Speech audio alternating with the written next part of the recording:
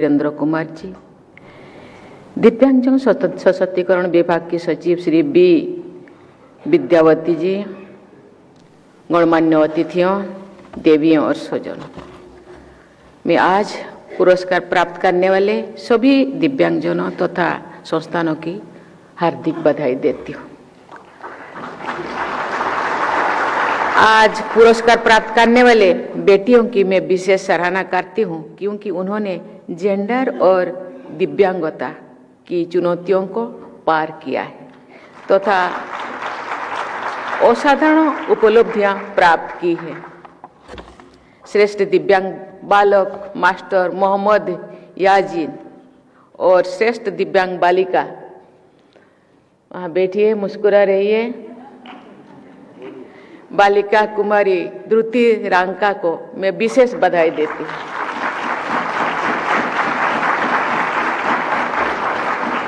पुरस्कार योजना में बच्चों को शामिल करने के लिए दिव्यांगजन सशक्तिकरण विभाग की मैं विशेष सराहना करती हूँ। दिव्यांगजन सशक्तिकरण के क्षेत्र में राष्ट्रीय पुरस्कार प्रदान करके मुझे विशेष संतोष अनुभव हो रही है। मैं इस विचार को प्राय व्यक्त करती हूँ कि दिव्यांगजन की अद्भुत उपलब्धियों को देखकर मुझे प्रेरणा मिलती है। मुझे लगता है सबको मिल रहा होगा। इस प्रेरक अनुभव का अवसर प्रदान करने के लिए मैं सामाजिक न्याय और अधिकारिता मंत्री डॉक्टर वीरेंद्र कुमार जी को मैं बहुत बहुत धन्यवाद देती हूँ। देवियों और स्वजनों, 29 नवंबर को मैं blind women's T20 world cup की विजेता बेटियों से मिली। उन बेटियों ने विभिन्न बाधाओं को पार करके अपनी विश्व स्तरीय पहचान बनाई है। उन सभी बेटियों पर हमारे देशवासियों का गर्व है। उनसे मिलने के बाद में अपने अनुभव को मैं शब्दों में व्यक्त नहीं कर सकती। उन बेटियों ने सभी देशवासियों के लिए अत्यंत प्रेरक उदाहरण प्रस्तुत किए।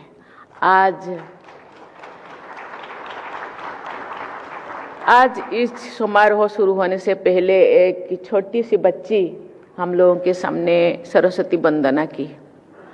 ओ पहले भी उनसे मैं मिल चुकी हूँ देहरादून में। वो जो गाना गाए सबके आंखों से आंसू निकला था उस टाइम।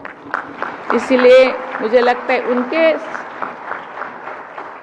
भगवान किसी को किसी चीज की थोड़ा बहुत कमी रखते हैं, लेकिन बहुत सारे चीजों से उनके अंतर्निहित गुण को सजा देती है। इसीलिए भगवान को बहुत बहुत धन्यवाद।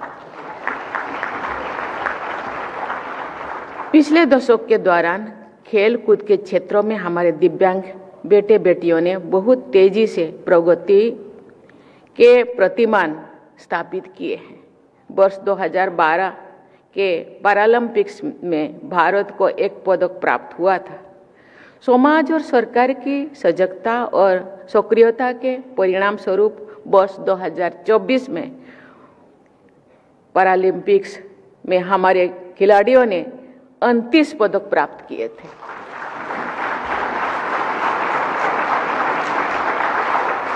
दिव्यांग खिलाड़ियों के लिए विश्व स्तरीय सुविधाओं और प्रतिस्पर्धाओं को आयोजन करके सरकार द्वारा प्रतिभाशाली खिलाड़ियों की प्रतिभा को निखारने के अनेक प्रयास किए जा रहे हैं। इसके लिए मैं सरकार की सराहना करती हूँ। देवियों और स्वजनों, मुझे आप सबके साथ ये तथ्य साझा करते हुए प्रसन्नता हो रही है कि राष्ट्रपति भवन में दिव्यांगजनों से जुड़े बहुत सारे कार्यक्रम किए जा रहे हैं। वर्ष 2024 और 2025 में दिव्यांगजनों की प्रतिभा और उपलब्धियों का उत्सव मनाने के लिए राष्ट्रपति भवन में पर्पल फेस्ट का आयोजन किया गया। उन आयोजनों में बड़ी संख्या में लोगों ने उत्साह के साथ भागीदारी की। वर्ष 2024 में राष्ट्रपति भवन में एक कैफेटेरिया की शुरुआत की गई है। वो कैफेटेरिया दिव्यांगजन चलाते हैं। वहाँ जाने वाले लोगों को दिव्यांग लोगों की कार्यकुशलता और अतिथि सरकार का बहुत अच्छा अनुभव होता है। वहाँ काम करने वाले युवा दिव्यांगजन भी उत्साहित रहते हैं। ऐसे अनेक छोटे छोटे प्रयासों से दिव्यांगजनों के जीवन में बड़ा बदलाव ला जा सकता है। देवियों और स्वजनों, इसी समाज को सही अर्थों में विकसित माना जा सकता है, जिसमें दिव्यांगजन की बराबर की भागीदारी हो। दिव्यांगजन संवेदनशीलता और करुणा के पात्र नहीं है, ये बराबरी के हिस्सेदार है। ये समाज और देश की विकास यात्रा में समान रूप से भागीदारी कर सके, ये सुनिश्चित करना सभी हितधारकों का कर्तव्य है और उदारता भी है। संयुक्त राष्ट्र संघ द्वारा तय किया गया वर्ष 2025 के अंतर्राष्ट्रीय दिव्यांगजन दिवस का मूल विषय fostering disability inclusive societies for advancing social progress इसी प्रगतिशील विचार को व्यक्त करता है। दिव्यांगजन के संदर्भ में हमारा देश वेलफेयर माइंडसेट से आगे बढ़ते हुए राइट्स बेस्ड डिग्निटी फोकस्ड प्रणाली को अपना रहे हैं। दिव्यांगजन का समावेश हमारी राष्ट्रीय विकास यात्रा का अभिन्न अंग है। वर्ष 2015 से दिव्यांगजन इस शब्द का प्रयोग करने के निर्णय के पीछे समानता से भी आगे बढ़कर दिव्यांगता से प्रभावित लोगों को विशेष सम्मान देने का भाव बोध है। ऐसे प्रगतिशील चेतना ने आरंभ और प्रसार के लिए भारत सरकार की मैं विशेष सराहना करती हूँ। वर्ष 2015 में ही सुगम्य भारत अभियान का शुभारंभ किया गया था। इस आयोजन के तहत पब्लिक बिल्डिंग्स, हवाई अड्डा, रेलवे स्टेशंस, बस टर्मिनल्स को दिव्यांगजन के लिए एक्सेसिबल बनाया जा रहा है। इसके साथ साथ वेबसाइट्स तथा अन्य डिजिटल सुविधाओं को भी सुगम बनाया गया है। मुझे इस बात की विशेष प्रसन्नता है कि राष्ट्रपति भवन को भी दिव्यांगजन के लिए फिजिकली और डिजिटली सुगम बनाने के लिए विभिन्न प्रयास किया जा रहा है। वर्ष 2016 में लागू किया गया rights of persons with disabilities act इसी प्रगतिशील सोच को एक अधिनियम का ठोस आधार प्रदान करता है। दिव्यांगजन अधिकार अधिनियम के तहत दिव्यांगताओं की संख्या बढ़ाने के साथ साथ रोजगार एवं उच्च शिक्षा में आरक्षण के प्रावधानों से दिव्यांगजनों के सशक्तिकरण को नई गति और दिशा प्राप्त हुई है। सरकार द्वारा दिव्यांगजनों के समावेश और सशक्तिकरण के दिशा में इकोसिस्टम मजबूत बनाया जा रहा है। साइन लैंग्वेज से जुड़े शोध और प्रशिक्षण, मेंटल हेल्थ रिहैबिलिटेशन तथा स्पोर्ट्स ट्रेनिंग जैसे विविध क्षेत्रों में दिव्यांगजनों के हित में राष्ट्रीय स्तर पर अनेक संस्थानों की स्थापना की गई है और बहुत प्राइवेट संस्थाएं भी चलाया जा रहा है।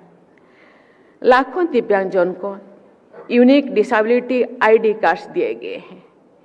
इससे वे दिव्यांगजन विशेष सुविधाओं से लाभान्वित हो रहे हैं। शिक्षा सशक्तिकरण का सबसे प्रभावी माध्यम है। राष्ट्रीय शिक्षा नीति 2020 में दिव्यांग बच्चों को अन्य बच्चों के समान अच्छी शिक्षा के अवसर प्रदान करने का प्रावधान किया गया है। सरकार के साथ साथ समाज को भी दिव्यांगजन के हित में जागरूक और सक्रिय रहना चाहिए। इससे सरकार के प्रगतिशील प्रयासों को बल मिलेगा। समाज द्वारा दिव्यांगता से प्रभावित लोगों की गरिमा और समानता पर ध्यान देने से दिव्यांगजन अपने जीवन में अधिक प्रसन्नता और कार्य क्षेत्र में अधिक सफलता प्राप्त कर सकते हैं। दिव्यांगजन की गरिमा, आत्मनिर्भरता और आत्मगौरव को सुनिश्चित करना हम सभी देशवासियों की जिम्मेदारी है। सभी देशवासियों का ये संकल्प लेना चाहिए कि हमारी सामाजिक और राष्ट्रीय प्रगति के प्रयासों में दिव्यांगजन को भागीदारी बनाएंगे और ये सुनिश्चित करेंगे कि कोई भी दिव्यांगजन पीछे ना छूटे। मैं ये विश्वास व्यक्त करती हूँ कि वर्ष 2047 तक हमारे देशवासी विकसित और समावेशी भारत के निर्माण के लक्ष्यों को प्राप्त करेंगे। उस लक्ष्यों को प्राप्त करने में हमारे दिव्यांगजन का अमूल्य योगदान रहेगा। मैं दिव्यांगजन सहित सभी देशवासियों के स्वर्णिम भविष्य की मंगल कामना करती हूँ। बहुत बहुत धन्यवाद। जय हिंद, जय भारत।